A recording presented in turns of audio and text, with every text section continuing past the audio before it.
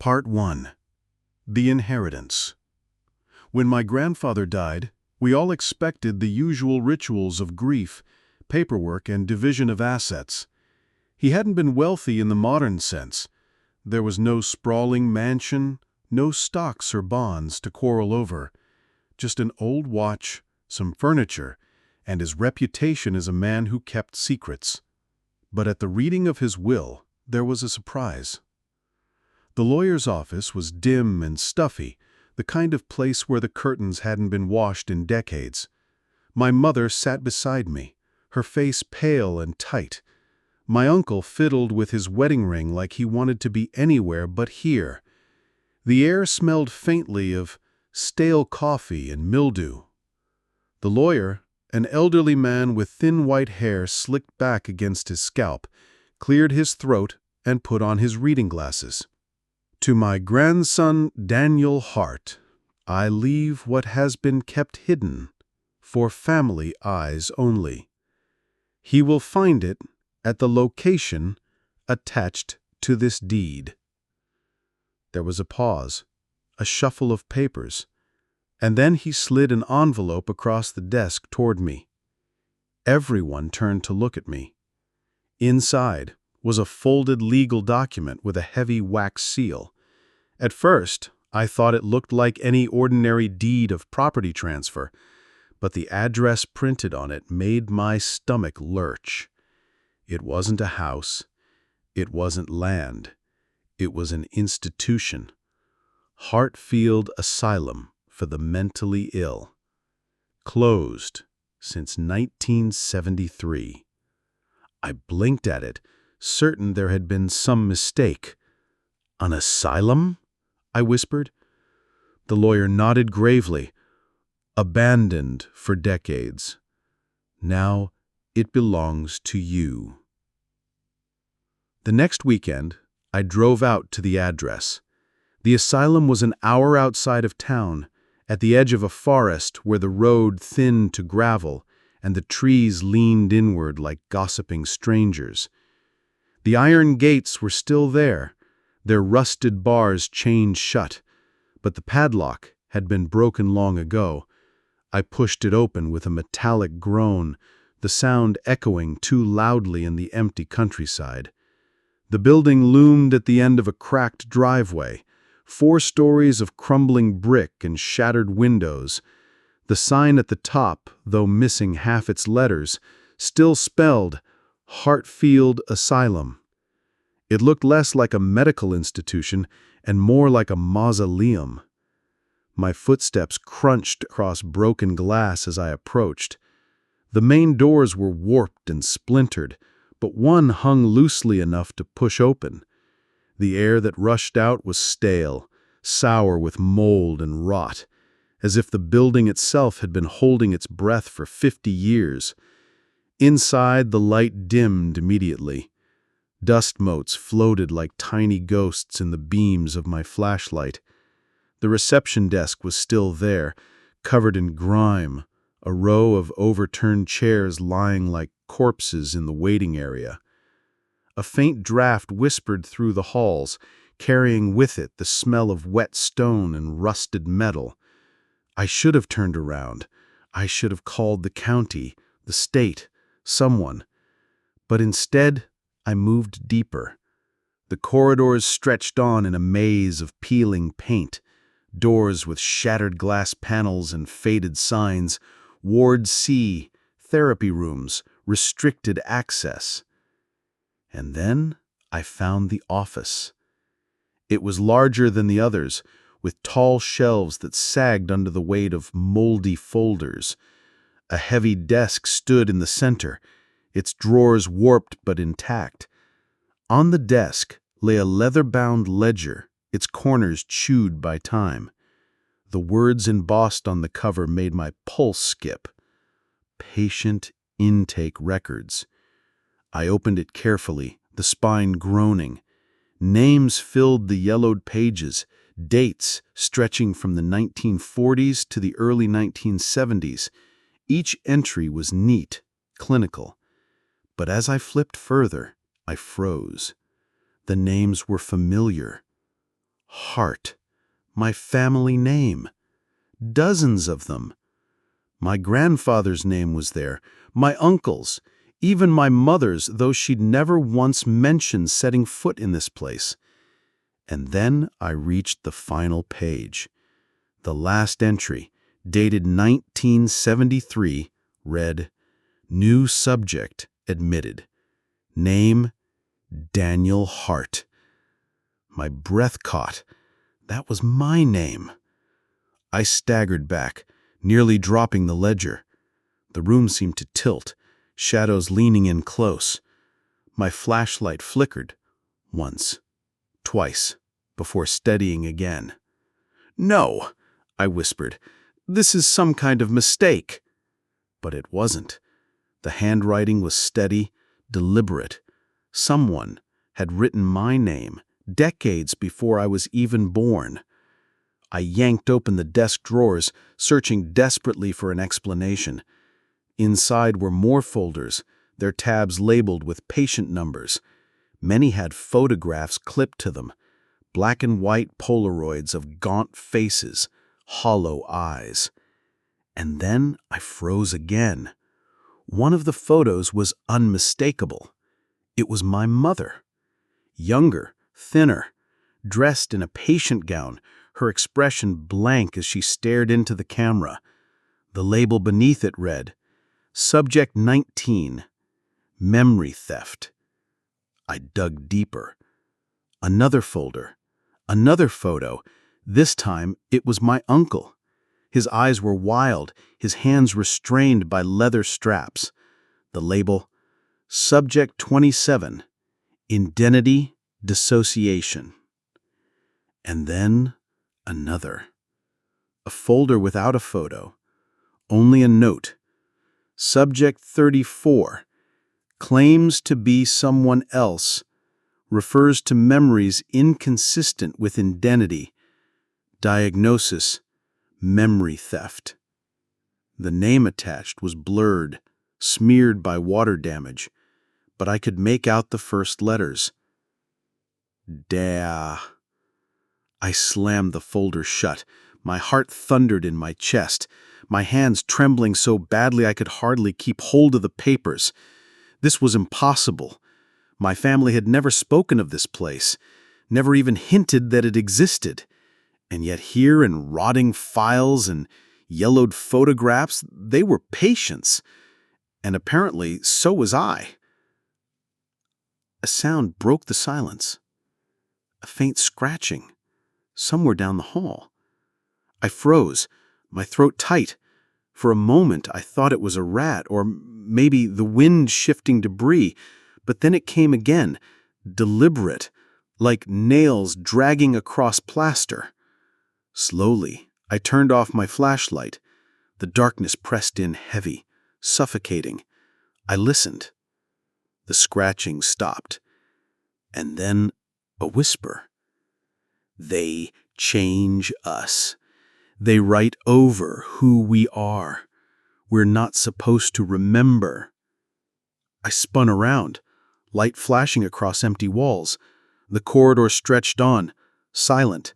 Nothing moved. But the words still hung in the air as if the walls themselves had spoken. I backed into the office again, my hand brushing against something cold. On the lower shelf of the bookcase sat a small box recorder, the kind used for dictation in the 1960s. Dust coated its surface, but the tape reel inside was intact. I pressed play. Static filled the air, crackling like a storm. Then a voice, low, tired. "Day 342. Subject continues to insist he is not himself. Claims memories belong to another man. Increasing frequency of hallucinations. I fear the procedure may have caused permanent displacement." Another burst of static, followed by a different voice. Higher, urgent, frantic. "They're changing us. They write over who we are. We're not supposed to remember." The tape clicked to an end. My skin crawled. I shoved the recorder into my bag and fled the office, my flashlight beam shaking across the crumbling walls. The asylum seemed to groan as I passed, the pipes rattling, plaster cracking. And then, just as I reached the exit, I saw it. A figure, standing at the far end of the hall. Tall, unmoving, its outline blurred by shadow. I froze, my throat tight. The figure did not move, did not breathe. It only watched. And as I stepped backward toward the door, the dim light caught its face. For a split second, I thought I was staring at myself. Part 2. The Records, Extended Edition.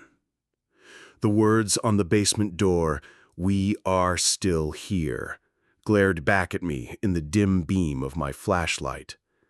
I didn't dare step through yet. My breath fogged the air, though it wasn't cold enough outside for that. Something about the words, about the stillness of the air down there, told me if I went further now, I wouldn't come back the same. So I turned away. For tonight, the basement could wait. I still had the journal, the tapes, the files, and part of me feared I'd never get another chance to study them once I stepped deeper. I made my way back up to the second floor, dragging the chair against the office door again, and settled in like a trespasser trying to camp out in someone else's nightmare. More files. I stacked the folders across the desk, flipping one after another until the desk was covered in photographs and scrawled notes. One patient had eyes so eerily like my cousin Mark's that I had to look away. Another looked like my great-grandmother, her face slack under sedation. But one file chilled me most. It had no photograph, only a Polaroid of an empty bed strapped with leather restraints. The notes read, "Subject 34, testing delayed, non-compliance from family overseer. Direct intervention may be necessary. Memory conflicts noted in lineage. Signs of generational displacement increasing." I traced the ink with my finger, my pulse hammering. Subject 34. Again. Always me. But how? I loaded another tape into the recorder, labeled Subject 19, my mother. The static cleared to a woman's voice, faint, trembling. "They say I'm wrong, that my name is not mine, but I remember my other life. I remember a house with a blue roof, 2 children, a garden with roses. Why do they tell me it doesn't exist? I see it, I smell it, it's real." Her voice cracked, a sob. Then another voice, calm, clinical, Dr. Greaves. "You are not who you think you are. Memories are fallible. The procedure revealed fragments from someone else. Focus on your assigned identity." Her tone shifted, sharp with anger. "Assigned? You think you can assign me a life? What if you're the one with stolen memories? What if none of you are real?" The tape cut off abruptly. I sat frozen, the recorder whirring to silence. My chest ached. I had never once heard my mother sound like that. Desperate, defiant, almost unhinged. And yet, in the crack of her voice, I recognized her perfectly. The journal, deeper entries. I forced myself back into the doctor's journal. Midway through, the clinical detachment bled away into obsession. They don't forget. That's the danger. Even after reassignments, fragments linger like echoes. The heart line, they resist.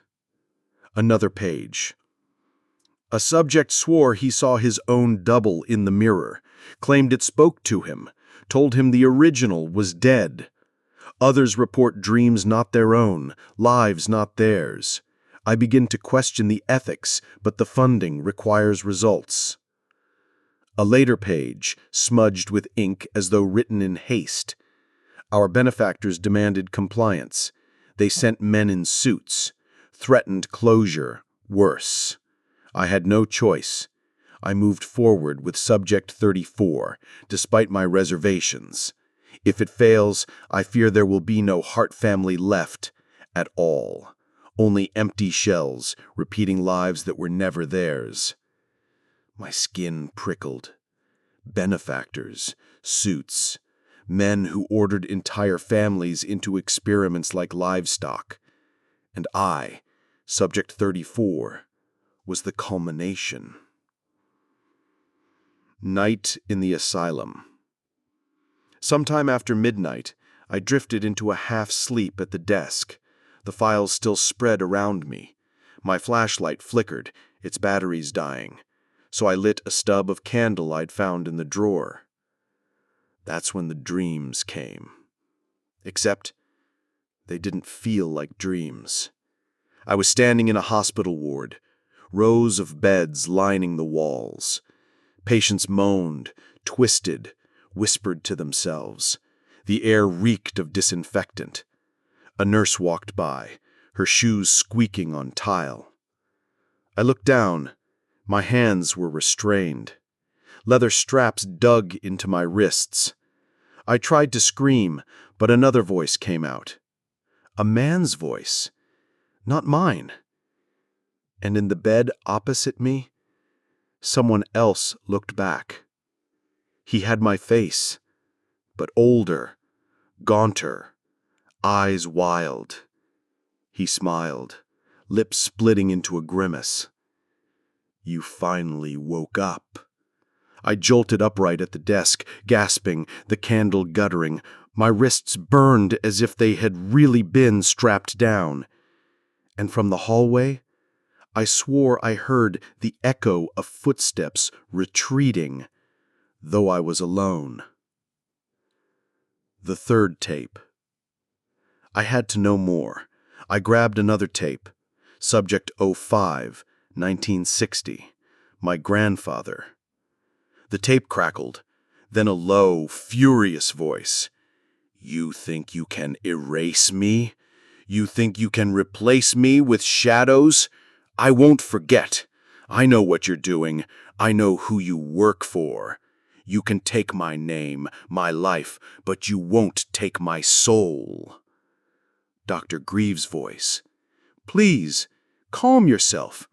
The procedure is for your benefit. Your memories are fractured. We only wish to— Lies, my grandfather roared. You write us over like paper. You copy and paste our lives into strangers. But tell me, doctor, who wrote you? The tape hissed, then cut to silence. A chill slithered down my spine. Had my grandfather known? Had he fought back? The fourth tape, unmarked. At the bottom of the box was a tape without a label. Old, the plastic cracked, the reel stiff. I slid it into the recorder anyway. Static. Long, heavy static. Then, a chorus of voices. Dozens, layered over one another, whispering. We are here. We are here. We are here. I shut it off with a slam, heart hammering, sweat slick on my palms. The words on the basement door burned back into my mind. We are still here. The visitor. At some point near dawn, a new sound broke the stillness. Knocking. Soft. Deliberate. 3 knocks against the office door. I froze. The files scattered across my lap. My candle had burned low, almost gone. Another 3 knocks. And then a voice, calm, polite, male. "Mr. Hart, you shouldn't be here." My mouth went dry. The voice was not familiar, yet something about it rang with the same cadence as the doctor's recordings. I didn't answer. The silence stretched. Then footsteps retreated down the hall, slow and measured. I waited, heart slamming, until the candle finally sputtered out. Dawn. When sunlight finally leaked through the cracked windows, I gathered the journal, the tapes, and the photograph from my car. My decision was already made. I had to go deeper, to the basement, to them. Because the more I uncovered, the clearer one truth became. My family hadn't just been patients.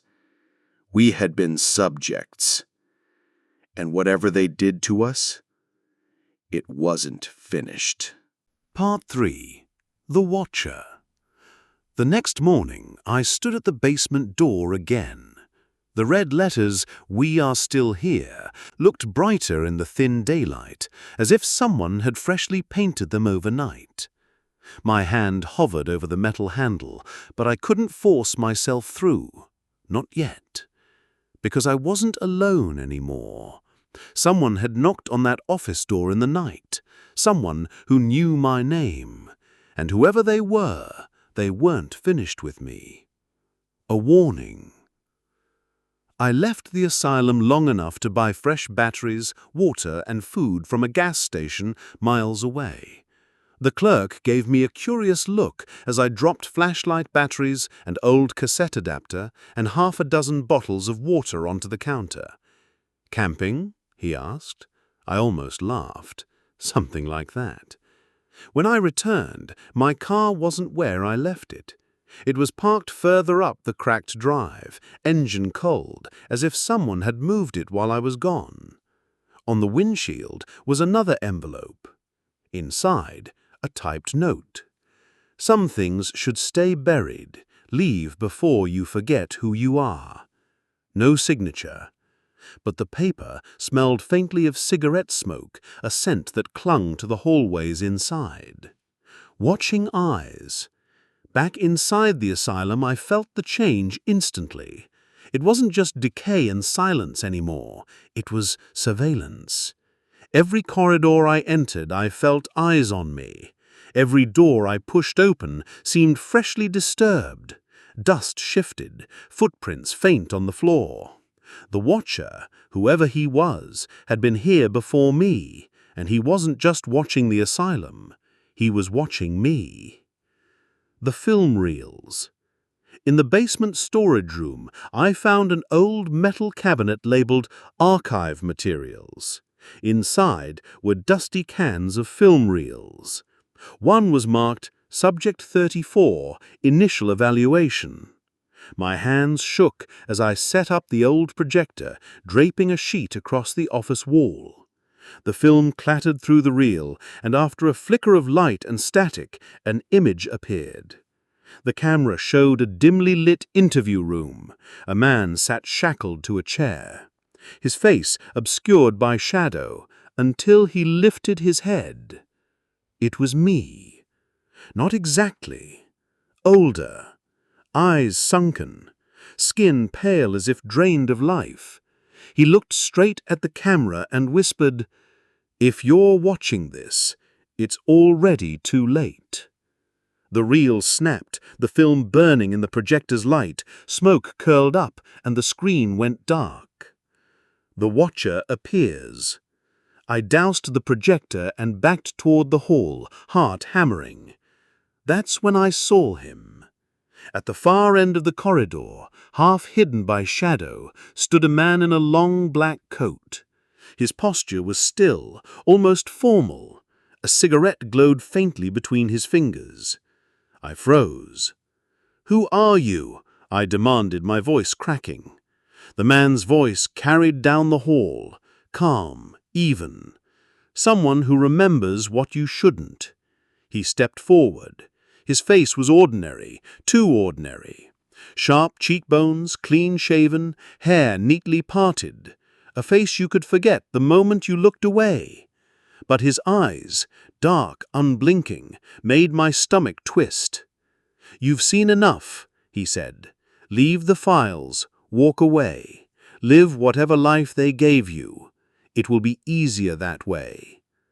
I gripped the flashlight like a weapon. "What are you talking about? Who are they? What did they do to my family?" A faint smile touched his lips. "Not just your family. You, all of you. Every heart. You were vessels, and some of you still are." My voice shook. "I'm not a vessel." His smile widened. "Aren't you?" Then, as quickly as I blinked, he was gone. The hall stood empty. But the faint smell of smoke lingered. The last days. The files grew stranger the deeper I dug. Some weren't written like medical records of all. They read like instructions. One document was titled Protocol for Reassignment. It outlined a process. Subject strapped to a chair, application of electrical stimulus to hippocampal regions, introduction of chemical compound M13, implantation of pre-selected memory fragments. Beneath it was a chilling note. If subject resists, erase existing identity and overwrite with compatible lineage donor. Priority, maintain continuity of heart family. Another file contained lists of names, paired with roles: husband, wife, child, businessman, teacher. It looked less like medicine and more like casting, as if our entire family tree was a production, people slotted into lives that weren't originally theirs. The cassette that shouldn't exist. Near midnight, I found one final tape. This one wasn't in the box. It was lying on the floor of the corridor outside the office, as if dropped for me to find. No label. I slid it into the recorder, breath held. A crackle of static, then a voice. My voice, but not from now, from the reel I had just watched. "If you're listening, it means the procedure failed. I tried to resist, but they replaced too much. Fragments leak. Sometimes I wake up with your memories. Sometimes you'll wake up with mine. We're not meant to exist together. Only one of us will survive." Static swallowed the words. The tape clicked to an end. My hand shook so violently I nearly dropped the recorder. I was hearing myself, from decades ago, or decades from now. The mirror. Sleep was impossible. I wandered the asylum's halls in a daze, my flashlight beam shivering across cracked plaster. In one ward I found a mirror leaning against the wall. Dust coated it, but I wiped a circle clean with my sleeve. My reflection stared back. Then it smiled. I hadn't smiled. The glass spiderwebbed with a crack, and in the brief shimmer of distortion, my reflection leaned closer. Its lips moved. "You're the copy." The crack spread with a sharp snap, and the mirror shattered. I stumbled back, heart slamming, shards crunching underfoot. Descent. By dawn, I was trembling with exhaustion, fear, and something worse, doubt. The Watcher's words repeated in my head, "Leave before you forget who you are." But the more I dug, the less certain I was that I'd ever known who I was. And yet one truth remained. The basement waited. I gathered the files, the journal, the photo of myself as a boy. I slung the bag over my shoulder. At the basement door, I tightened my grip on the flashlight. The air seeping from the crack was colder, heavier, like exhaled breath. The red words seemed to pulse in the dim light. "We are still here." I pushed the door open and stepped into the dark. Part 4. The Family Experiment. The basement door groaned shut behind me with a sound that felt too final. Cold, damp air wrapped around me like a shroud. My flashlight beam jittered across peeling brick walls and rusted pipes dripping black water. The stairwell spiraled down farther than I expected, deeper than the building should have gone, as if the asylum had grown roots, burrowing underground to hide something it never wanted unearthed. At the bottom, a hallway stretched out, lined with iron doors. Each had a small slot at eye level, covered by a sliding hatch. Beside the doors, tarnished brass plates bore numbers instead of names. Subject 12, Subject 19, Subject 34. That one made my stomach twist. The same number from the journal, the same number from the film reel, the same number as me. The first cell. My hand shook as I slid open the first hatch. Darkness. Then, faintly, the beam of my flashlight caught something inside. A chair bolted to the floor, leather straps dangling, a headrest studded with metal nodes. And a figure. Slumped, skin pale, waxy, eyes closed. Not alive, not exactly dead either. Its face, my face, mouth slack, expression blank. I stumbled back, nearly dropping the flashlight. My breath came in ragged gasps. There was another me in the room? And then faintly, its lips moved. Not words, just a whisper of breath, like a tape spool unraveling. The files in the dark.